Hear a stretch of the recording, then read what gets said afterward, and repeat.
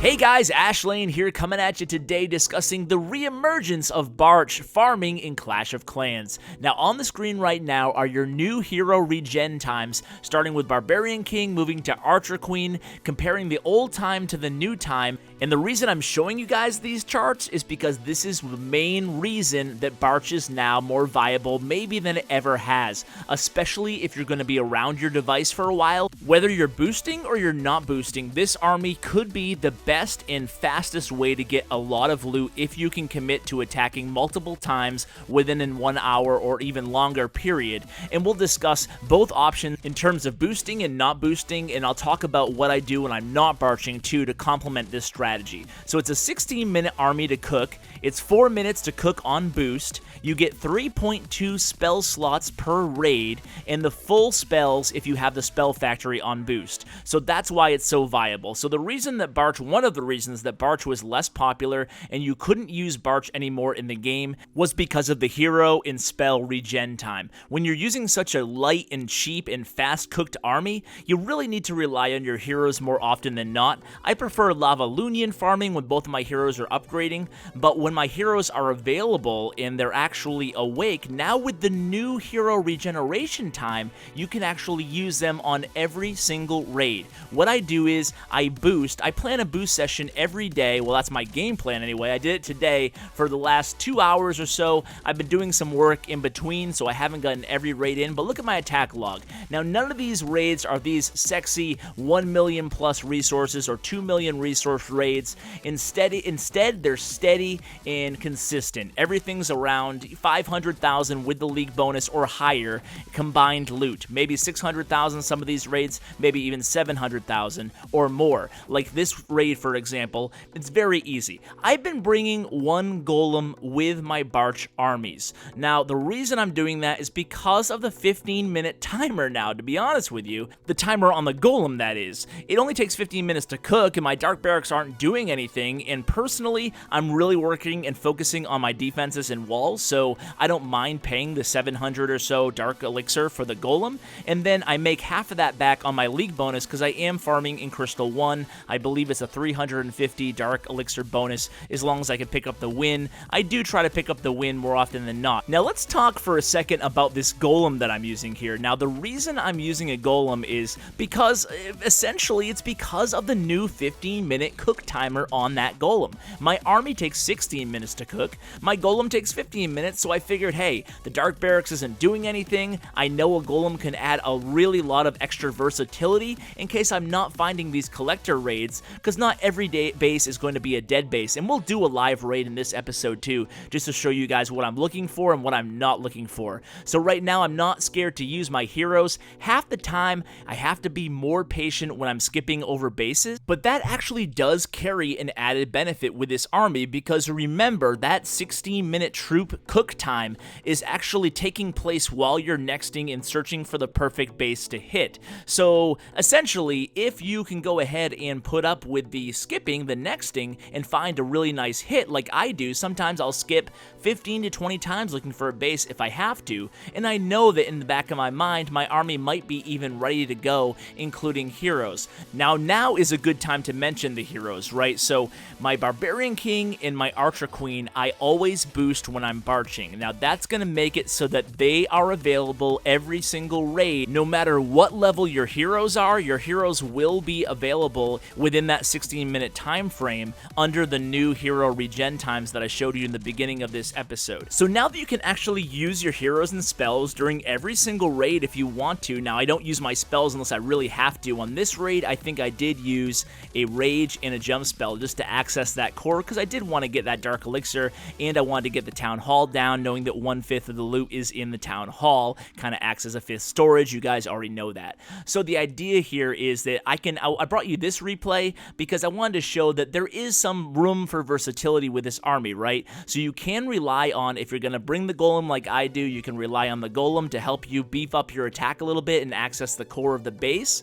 Otherwise, you can rely on your heroes to do that, and again, you will have your heroes available every single match. Now, if you're not a gemmer, if you don't spend any money even to gem or boost your barracks or to boost your heroes, well, you can still save up your yard trash gems, and I've actually found that you can actually sustain maybe 1 boost a day just using the yard trash that you clear out. Now, when I say 1 boost a day, I mean that you can boost your heroes over a couple hour period, because it's only 10 gems to boost both of your heroes unless you're Town Hall 11 and you have a Grand Warden. In that case, I don't think you would mind using 15 gems. But the idea here is that you can really bust out raids. If you're the type of person who's willing to boost all your barracks in these Barch attacks, that's when you can really make some serious loot. And let me tell you, bang for your buck, you're not going to get more loot if you know how to pick the bases you're attacking using any other attack versus Barch attacks. Now, I just happen to have bowlers in my clan castle here. The reason I put the clan castle down is I forgot what I had in it way over there.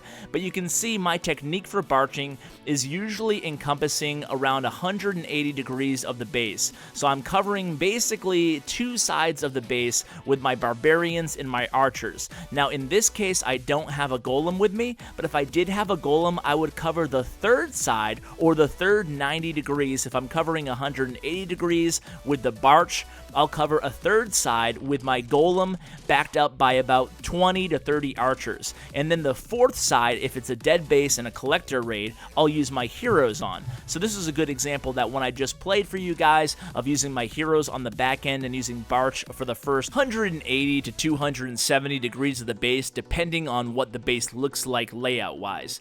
So my army, I want to talk a little bit about my army. So you don't have to use a golem. If you're farming Dark Elixir, obviously don't use a golem. Don't use any Dark Elixir troops. Sure, you won't have that big meat shield, but I would advocate maybe mixing in 4 or 5 giants, because 4 or 5 giants, you can drop those guys right before you drop the barbarians, right before you drop the other troops, and they'll take some fire away from you, and maybe trigger traps away from your archers and your barbarians, and that will be a bonus for you too. So if you're not using a golem, I personally would bring 4 or maybe 5 giants, deploy them before the Barch. Now, as far as the Barch army goes, you can see I try to keep my ratio around 3/5 archers and 2/5 barbarians on my army. Now, I don't have an exact number that I live and die by, but I prefer to have more archers than barbarians. I think that's safe to say, as the barbarians are basically only a really short-lived meat shield for your archers to get that loot that's in the collectors.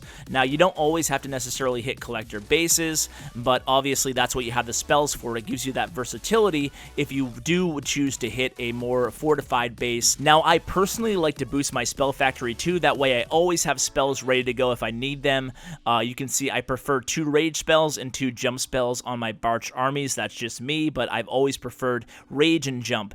Jump for the heroes and the golem. And by the way, guys, look at this loot on this village here we have. We're not going to get it all because it looks like a lot of it might be in storages inside the base or around the edges. I'm just going to go ahead and use the golem with the archer strategy here. It doesn't look like there's many point defenses that can target my archers. And then on the west here, I'll use the barbarians, and then quickly followed by some archers here. I could be a little bit quicker on the deployment, but the device I use to record on, for whatever reason, I can't use more than 3 fingers when deploying the troops.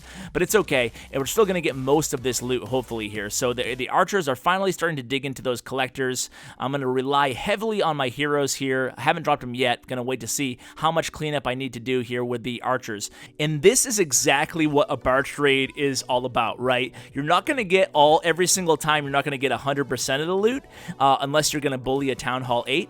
But the idea is to surgically get as much of the loot as you possibly can. Probably could have done a little bit better of a job hitting the southwest portion of this base, but either way, my heroes are going to make their way a little bit more into the core there. There is a significant amount of loot in the storages as well. Sometimes with the artwork, it's hard to tell exactly how much is where, but either way, you're going to see that we did get the star. We're going to end the battle, and we ended up with over 700,000 plus the league bonus. So certainly very happy with that, and I can go ahead and have my next army ready within 5-6 minutes. So this is the beautiful thing of the Barch army. It's fast and it's affordable, and if you're willing to commit to some time to the game, as oh my god, we can finally, for the first time, and it feels like forever, it's been 6 months since we can actually stay on the game and continuously raid, and boy, I am just so happy to experience that again. I know I'm gushing here, but the game just feels new and fresh again.